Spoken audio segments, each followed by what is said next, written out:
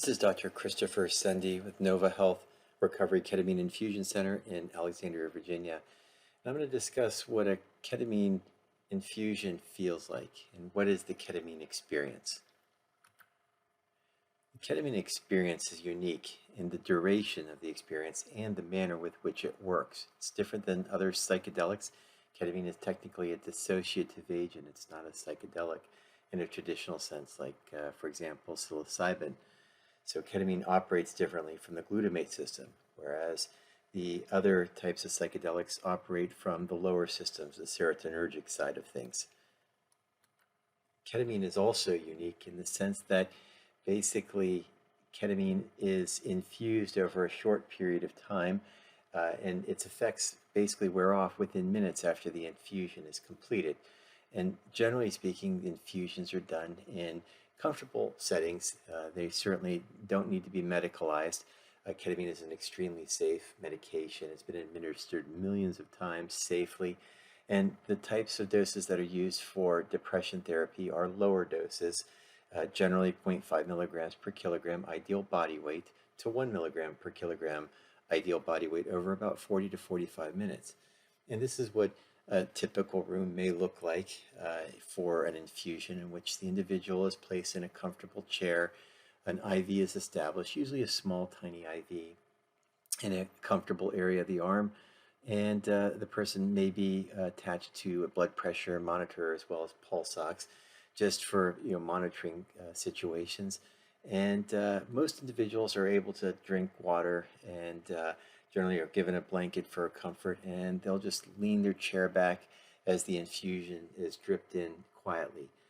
Most of the time, people will bring in their own ambient music of a musical playlist that they can either create themselves or go to, for example, a ketamine type Spotify playlist to kind of listen over the course of an hour as they go through the infusion process. Generally speaking, most individuals find the infusion to be one of the most amazing experiences that they've ever had. So the experience varies with several factors, and certainly set and setting play a role in the experience. The mindset of the individual when they come in, obviously, if you're extremely anxious and uptight and have a lot on your mind when you come in, that could certainly influence the way that you feel during the actual infusion experience. And of course, the setting, which we just showed you a picture of a typical infusion room. Certainly, if you feel comfortable in that particular setting, that can certainly set you up for a better experience. Now, not every infusion will be the same.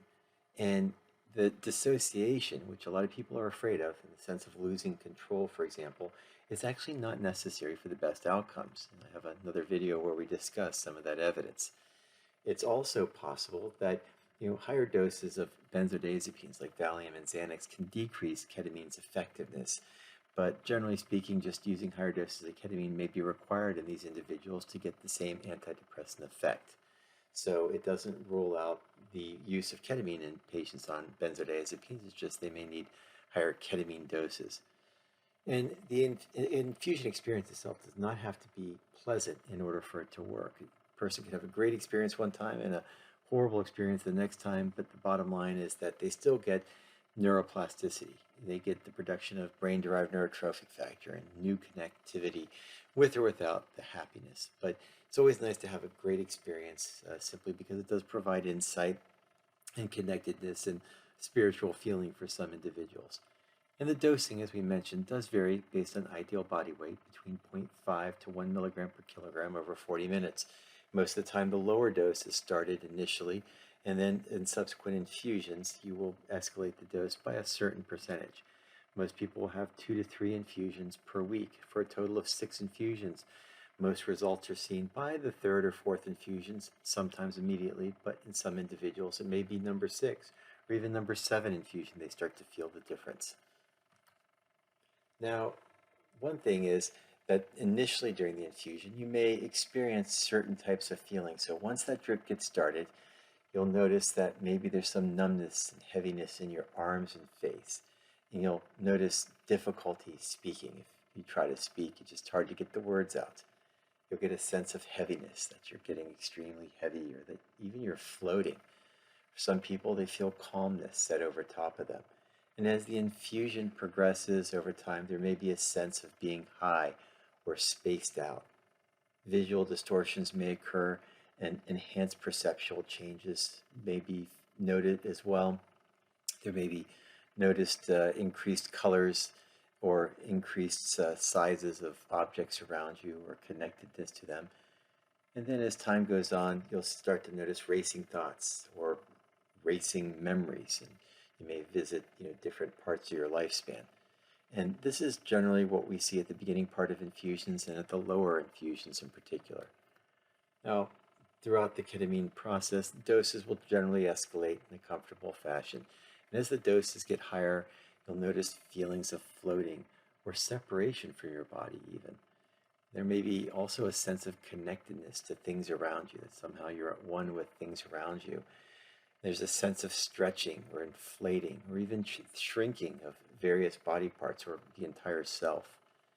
Of course, visual distortions, such as, for example, pixelated views or enhanced sound and color perception, can occur, especially later in the infusions and at higher doses. As the dosing increases, you'll start to notice even more time distortion. Time seems to go by extremely slow or extremely fast, or you just lose track of time. People have epiphanies or enlightenment. There are individuals who have a journey of the mind. They go and get ketamine infusions to have insight and to learn things about themselves and about things that you can't put words to, because ketamine is like a language to your brain. It basically allows you to, for example, feel middle C and taste the color green and hear the color red. And the purpose behind that is it allows your brain to exchange information in areas of the brain that generally don't speak together. And yet, by doing so, this allows us to decrease what we call cognitive rigidity, which is our inability to see outside the box. And by opening up new ideas, it allows us to consider new possibilities when we are confronted with particular stressors. This increases resilience, it increases our ability to adapt to new issues that we may face, and decreases depression. Of course, during the infusion experience, especially as we get up in higher doses, people may describe otherworldly experiences, just bizarre experiences that don't feel like they're on Earth, and feelings of detachment. And of course, the experiences change over the time course of any infusion and between infusions.